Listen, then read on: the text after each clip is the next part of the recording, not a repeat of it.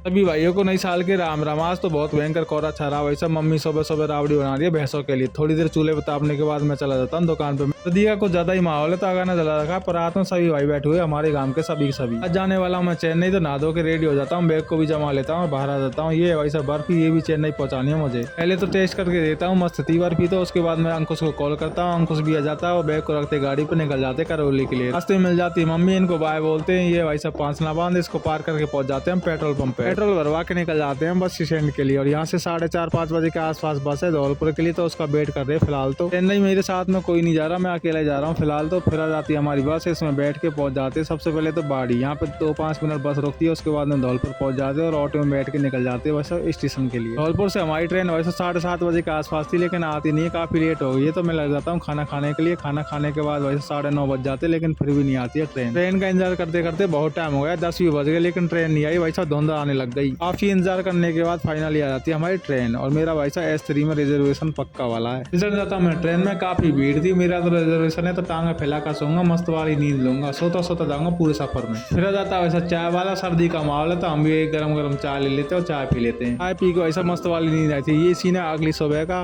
और हमारा ट्रेन का सफर 3 दिन का। वैसा अभी तो दूसरा ही दिन है। ये वाला सीन देखो कितना मस्त लग रहा है। वैसा पूरी रेलगाड़ी एक साथ घूम गई। फिर करता हूँ मैं ड्रेस चेंज और आ जाता हूँ गेट पर सफर का मजा लेने के लिए। अभी वैसा नागपुर जंक्शन आ गया और 4-5 घंटे लेट चली है हमारी गाड़ी। नागपुर जंक्शन का माहौल देख लो कैसा है, और ये सीन देखो एक बार पेड़ों वाला, और ये आवाज सुनो एक बार।